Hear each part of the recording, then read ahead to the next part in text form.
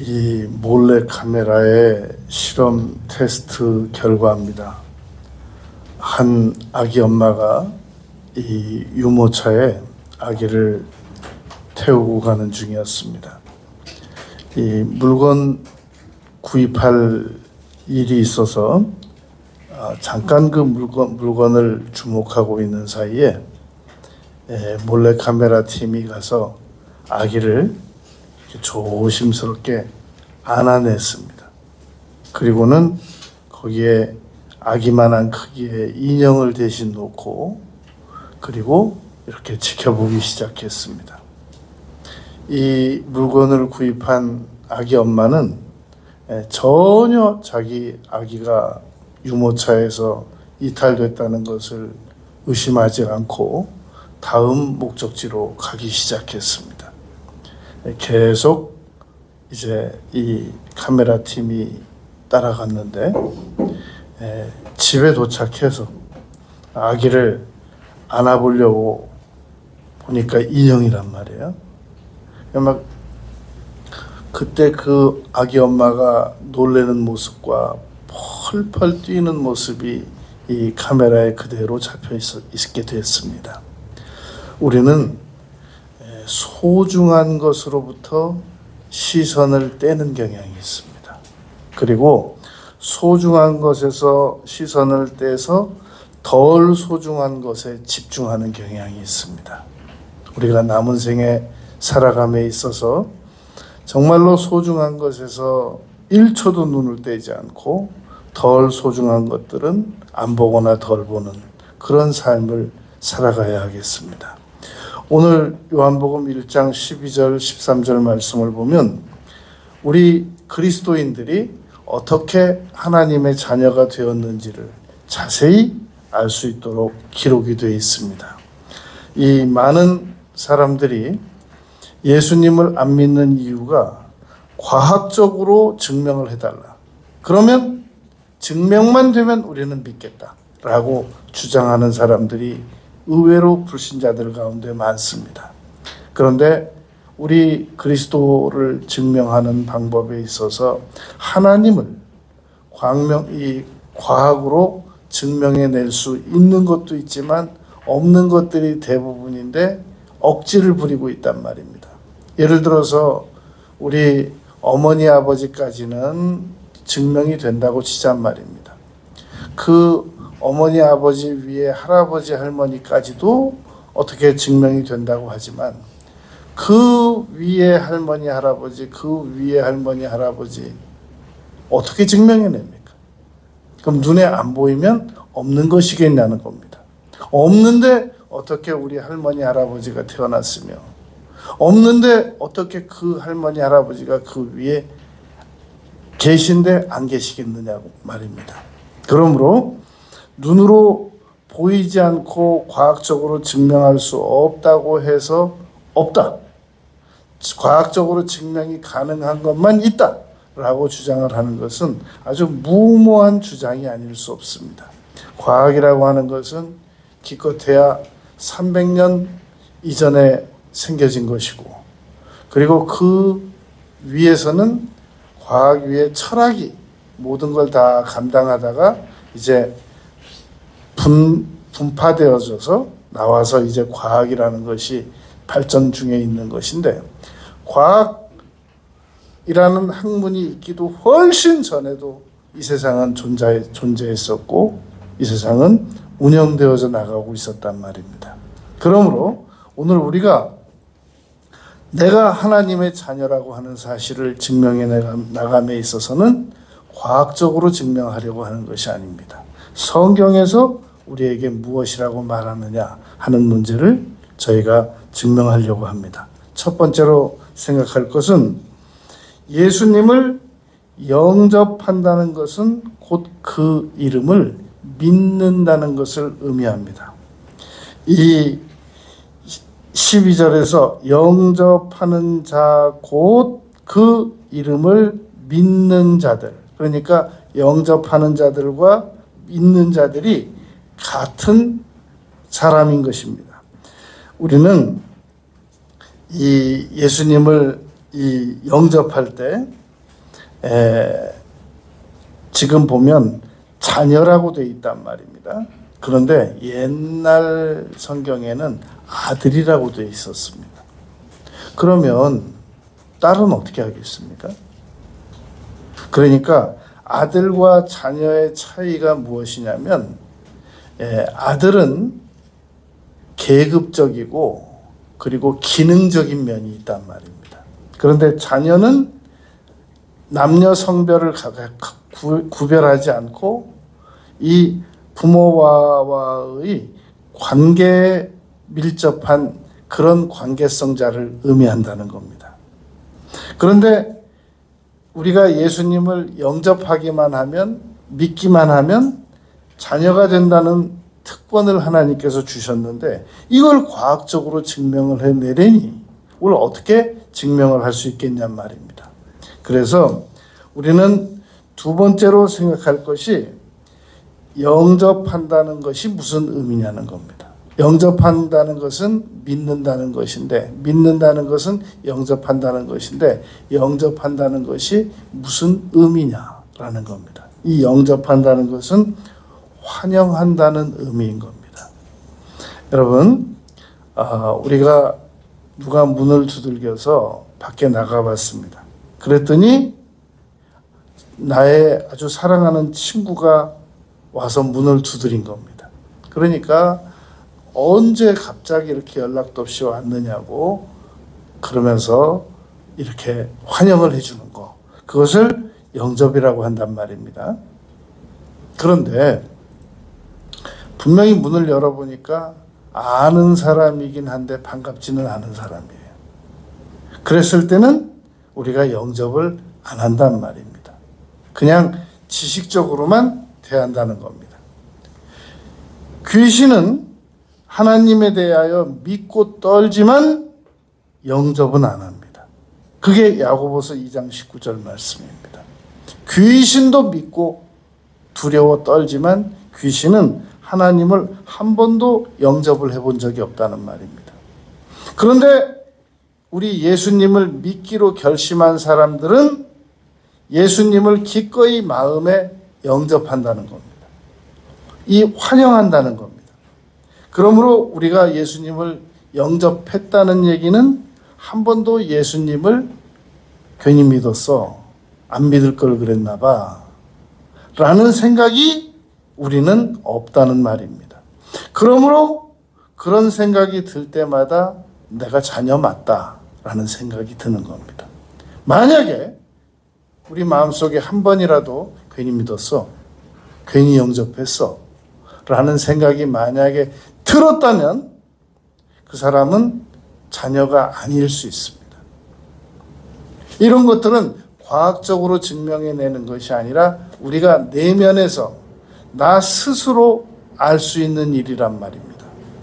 그런데 고린도전서 1장 23절에 보면 유대인들은 꺼리는 것이요. 여러분, 지금 유대인들이 왜 이 예수님을 꺼리느냐면 이 사람들은 예수님께서 굉장히 아주 휘황찬란하게 와서 로마의 압제로부터 자기들을 건져낼 자, 그런 분을 이 메시아로 믿고 싶어 했단 말입니다.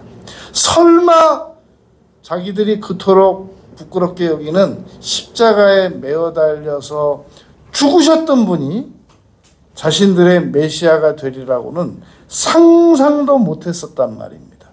그래서 유대인들은 예수님을 믿으라고만 하면 꺼리는 거예요. 그리고 헬라인들은 왜 예수님을 안 믿었냐면, 미련한 것으로 여겼느냐면, 헬라인들은 철학적 사고에서 메시아가 나온다고 생각했습니다. 그래서 아주 굉장히 심오하고 아주 굉장히 이 생각의 틀을 안 벗어나는 그런 분이 메시아이기를 원했는데 십자가에서 죽으셨더니 헬라인들도 못 받아들이고 유대인들도 못 받아들이는 겁니다. 그런데 예수님을 영접하는 사람들은 예수님께서 어떤 과정을 거치셨던 것이 하나도 다 장애가 안 됩니다. 십자가에서 죽으셨다 그러면 죽으셨다 그러고, 그것이 다 나를 위한 것이면, 다 내 죄를 위해서 저주를 받은 바 되사 나의 저주를 대신 지시고 십자가에서 죽으시고 부활하셨고 하나도 왜 그러셨어요? 라고 우리는 묻지 않는단 말입니다. 왜 그러느냐? 자녀라서 그렇다니까요. 자녀의 영을 받은 사람들은 예수님께서 하신 일이 하나도 안 불편해요. 그런데 자꾸만 예수님께서 하신 일이 이래서 못마땅하고 저래서 못마땅하고 이래서 못 믿겠고 저래서 못 믿겠고 육신에 속한 자들이란 말입니다. 아직 그 사람들은 딱 그렇게 말이 나오면 이 사람 아직 중생이 안 됐구나. 이 사람들은 아직은 친자녀가 아니구나 라고 생각하면 맞습니다. 제가 프랑스에서 이렇게 길을 걷고 있는데, 다음 목적지를 향해서 걷고 있는데 노숙인 한 명이 이 큰 개 한 마리를 같이 이렇게 노숙을 하는 겁니다. 개가 주인이에요. 개의 주인이에요, 이 노숙인이. 근데 그날 날씨가 굉장히 더웠단 말입니다. 근데 그 물도 굉장히 미지근했을 것 같아요. 근데 이 큰 한 40리터 정도 되는 그런 물을 이 노숙인이 행길에서 자기 그 반려견 머리에다가 막 콸콸콸콸 부어주더라고요.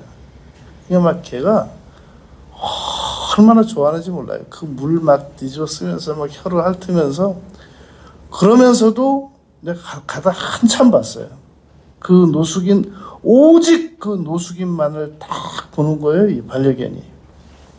그러니까 그 반려견들 중에는 여러분 잔디 넓게 깔리고 아주 저택에서 사는, 주인과 사는 그런 반려견들도 있지만, 그런 그 노숙인과 사는 반려견도 있단 말입니다. 하나도 안 불편해요. 진짜 주인과 진짜 그 주인의 반려견이 맞더라고요. 여러분, 우리가 예수님이 정말로 믿어지면 예수님께서 책찍을 맞으셨던 그 다 나를 위해서 맞은 거다라고 믿어진단 말입니다. 예수님께서 십자가에 못 박히, 나의 저주를 대신 지시기 위해서 못 박히신 거란 말입니다. 그걸 무슨 메시아가 왜 그렇게 오셔야 되느냐, 메시아가 무슨 사상이 그렇게 편협하냐, 이 사람들은 예수님 안 믿는 사람들이라서 그런 겁니다. 그러므로 우리는 자녀라면 예수님께서 어떤 과정을 통해서 성경대로 오시고 우리에게 믿어지게 하셨기 때문에 나는 지금 자녀인 것입니다. 세 번째, 영접한다는 것은 이 예수님께서 하신 일이 그 이름을 믿는다는 것을 단순 지적 동의로 믿는 게 아니라는 겁니다. 성경에서 예수님을 믿으라고 하니까 나는 그냥 믿는 것으로 할게, 그런 게 아니란 말입니다. 그건 지적 동의자들이 하는 얘기인 겁니다. 우리가 예수님께서 하신 일들이 다 옳아 보여야 되는데, 유대인들은 자신들이 아브라함의 자손이라는 사실을 의심 없이 믿었습니다.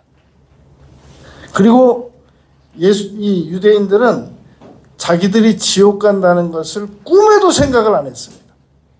그런데 여러분, 놀랍게도 요한복음 8장 44절에서 예수님께서 그러한 유대인들에게 너희 아버지는 마귀다 라고 말했다는 겁니다. 여러분, 이게 아주 놀라운 일인 겁니다.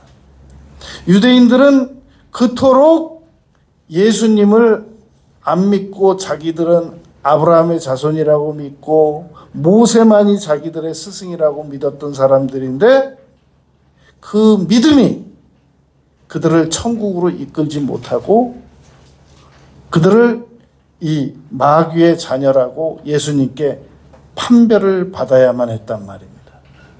그러므로 지적인 동의자들은 이 예수님을 지식적으로만 대하고 실질적으로 믿지 않는 사람들은 하나님의 자녀가 될 수 없다는 것을 우리가 알아야 됩니다. 예수라는 뜻은 이 마태복음 1장 21절에 보면 자기 백성을 죄에서 건져내시기 위해서 오신 분이라고 기록되어 있습니다.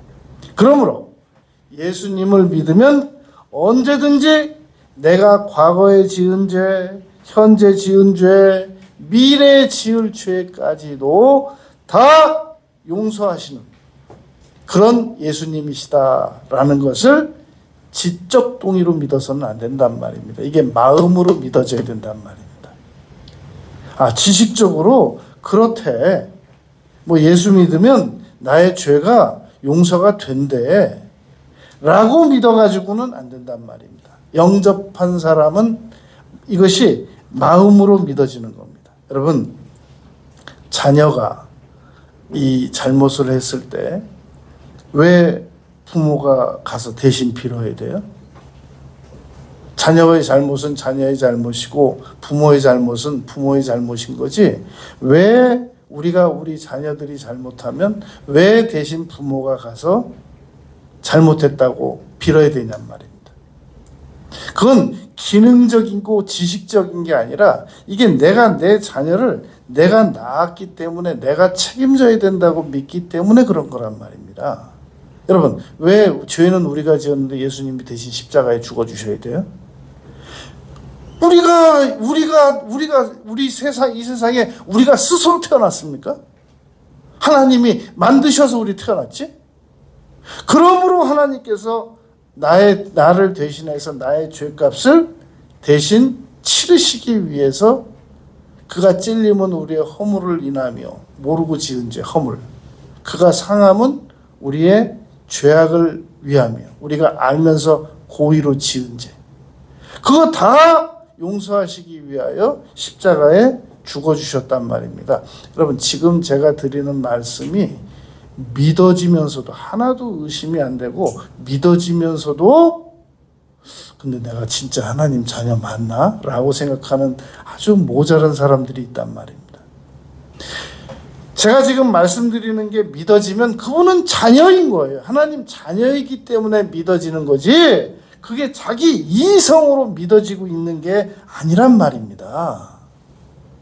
그러므로 예수님을 영접하게 되면 예수님을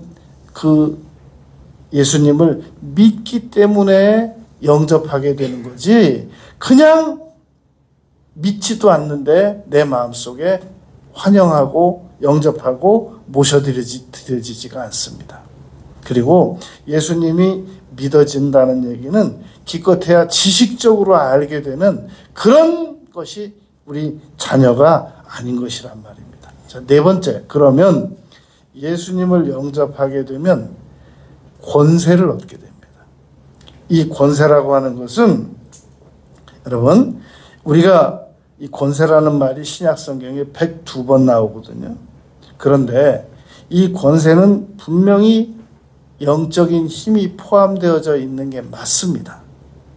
그런데 여러분, 어느 자녀가 어느 부모하고 다니면서 이 자녀가 자기 이 대통령 아버지를 힘으로만 사람들에게 이야기하겠습니까?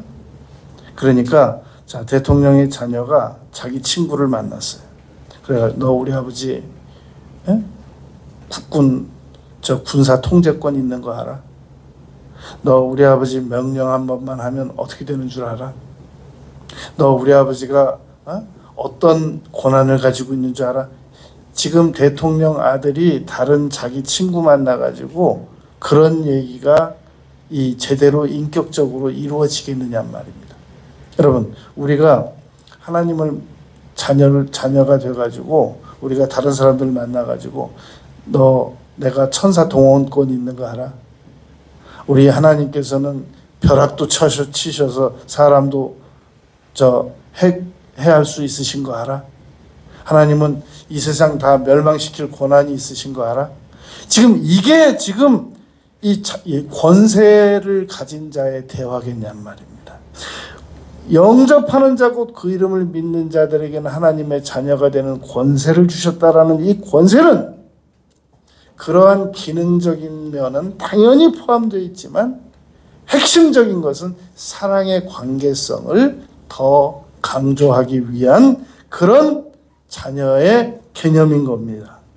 여러분, 우리가 예수님께서 하나님의 아들이라고 말하는 부분에 잠시 주목하기 쉬운데, 성경을 자세히 읽어보면 예수님은 육신이 되셨다고 그랬지 하나님의 아들이 됐다라고 하는 표현은 우리를 이해시키기 위해서 몇 번 기록된 것 외에는 없습니다. 그러니까 예수님은 이 세상에 육신이 돼서 우리에게 오셨다는 말이지, 우리가 도저히 하나님의 이 삼위일체 관계를 도저히 이해할 수가 없기 때문에 아들이라는 개념이 도입된 거지, 원래는 동등한 하나님의 이 권한이시란 말입니다. 그러므로 우리는 삼위일체 하나님, 예수님 하나님, 성령 하나님, 이 성부 하나님을 삼신론처럼 믿으면 안 되고 삼위, 한 분 한 하나님이신데, 그 하나님의 자녀가 됨으로 말미암아 권세를 가졌다는 거. 이 권세는 양면성이 있단 말입니다. 그러니까 이 마음으로 믿고 입으로 시인한다는 것이 동전양면과 같아요. 마음으로 진정으로 믿는 사람은 입으로 시인하게 되고, 입으로 진정 시인하는 사람은 마음으로 믿고. 권세도 여러분 양면과 같습니다.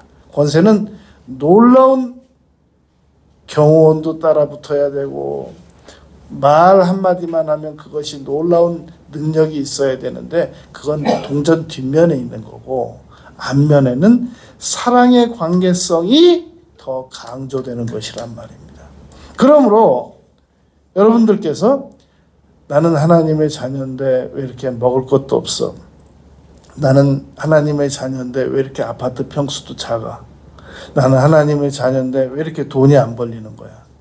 이쪽으로만 계속 생각을 하게 되면 자녀가 아니라서 그렇게 생각하는 게 아니라, 자녀는 맞는데 생각이 너무 치우쳐 있어서 그렇습니다. 왜 나는 하나님의 자녀인데 이렇게 문제가 해결이 안 돼? 얼마 전에 제가 강남에 있는 한 세미나에 갔더니 그 목사님 한 명이 이렇게 손 들고 묻더라고요. 그 세미나 강사는 이제 산전수전 다 겪으신 77세 되신 목사님이셨고, 그 다음에 이제 그 질문을 한 목사님은 아주 젊은 목사님이었습니다. 근데 이렇게 묻는 거예요. 뭐라고 묻냐면, 목사님, 나는 분명히 구원받은 것을 아는데, 내가 분명히 내가 구원받은 거 아는데 왜 내 삶은 이 모양이냐 라는 생각이 들 때는 어떻게 해야 됩니까? 라고 질문을 했었습니다. 그 세미나 강사 어르신 목사님께서 그 너무 다루려면 내용 분량이 많으니까 그것은 나중에 다음에 다루도록 하고, 그리고 넘어가는데, 여러분 그거 보세요. 젊은 목사님도 그런 고민을 가지고 있잖아요. 자기가 분명히 구원받았는데 왜 나의 삶은 이 모양인가? 자, 이게 하나님의 자녀가 됐는데 양면성이 있단 말입니다. 하나는 어떤 양면이냐면, 하나는 하나님께서 육신으로 이 세상에 오셔서 나를 위해서 십자가에 피 흘려 죽어주셨어요. 그런 하나님이 나의 하나님이에요. 놀라운 사랑의 관계성이 한 면이라면, 또 한 면은 권세가 있단 말입니다. 그런데 그 권세가 있는데 나는 왜 이렇게 무능하게 살아가느냐라는 겁니다. 자, 그래서 다섯 번째 끝으로 말씀을 드립니다. 영접하는 자에게는 하나님의 자녀가 되는 권세가 있는데 그 권세를 활용을 안 해서 그렇습니다. 여러분, 성경은 분명히 그 권세를 활용하라고 예수님께서 곳곳에서 가르치고 계시단 말입니다. 예를 들면 너희는 내 이름으로 귀신을 쫓으라. 이거 하나님의 자녀가 아니면 못 쫓거든요. 불신자들은 불가능합니다. 그런데 분명히 마가복음 16장 17절에서 너희는 내 이름으로 귀신을 쫓으라. 그리고 18절에서 너희는 아플 때는 손을 얹고 기도를 드려라. 이렇게 능력 있는 것을 말씀하고 계시단 말입니다. 너는 내게 부르짖으라. 너는 이산더러 들려 명령하여 저 바다에 던지우라고 그것이 이루어질 줄 믿고 마음에 의심하지 아니하면 그대로 된다. 예수님 제자들이 나가서 예수님께 여쭈었단 말입니다. 왜 예수님께서는 귀신들을 쫓으시면 나가는데 왜 우리는 귀신들을 쫓으니까 안 나갑니까? 그러니 권세에 대한 문제잖아요. 왜 우리는 하나님의 자녀가 아닙니까?를 말하는 게 아니잖아요. 그러니까 예수님께서 마가복음 9장 29절에서 이런 유는 기도가 아니면 나갈 수가 없느니라 라고 가르쳐 주셨단 말입니다. 그러니까 우리는 예수님을 믿는 사람으로서 분명히 권세를 활용할 수 있는데 이미 자녀이기 때문에 권세를 활용할 수 있는데 우리가 그것을 안 믿고 덜 믿고 사용하지 못하고 있는 것이 바로 우리의 문제란 말입니다. 여러분, 한 아랍 사람이 길을 가고 있는데 이렇게 새가 하늘을 향해서 두 다리를 이렇게 향하고 등을, 날개가 있는 등을 바닥에 두고 이렇게 누워 있더랍니다. 그래서 그 아랍 사람이 물었대요. 이 새한테 왜 그러고 있냐고. 그러니까 이 새가 곧 하늘이 무너진답니다. 그런데 지금 왜 포즈는 왜 그 포즈를 취하고 있느냐고 그랬더니 하늘이 무너지면 이 발로 받쳐야 될 것 같아서 지금 이렇게 누워 있는 거라고. 그 사람이 물었대요.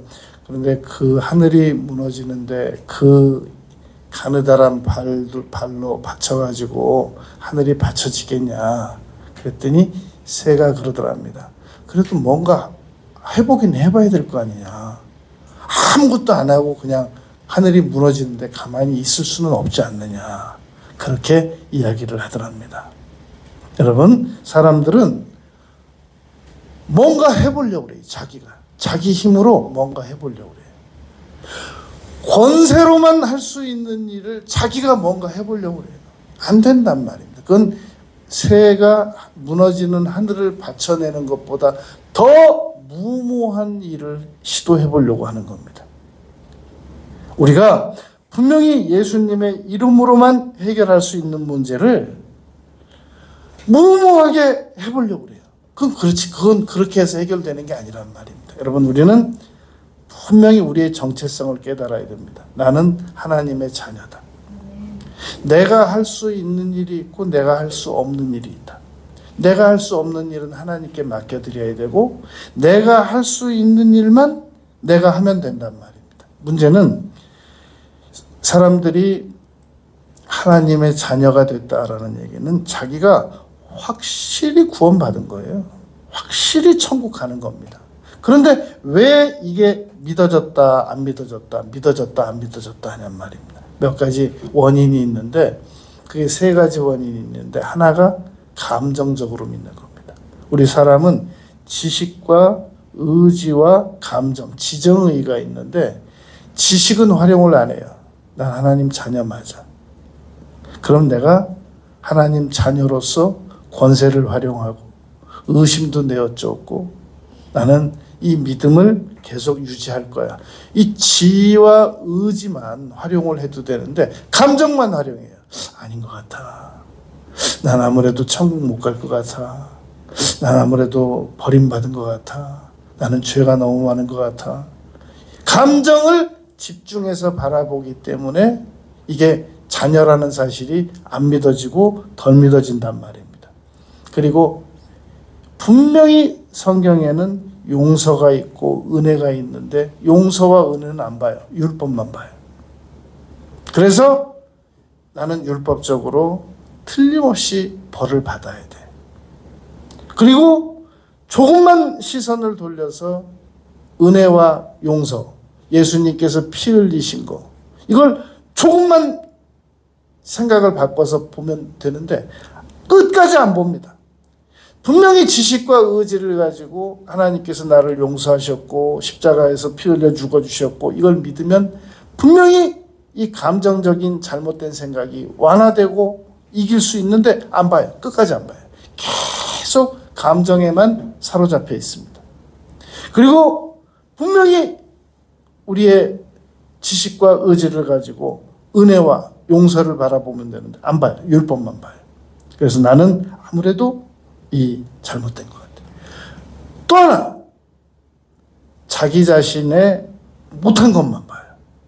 자기 자신이 그래도 그중 잘한 게 많은데 그거 절대 안 봅니다. 그건 뭐 당연한 거고 자기가 얼마나 못났느냐 거기에만 집중적으로 계속 봅니다.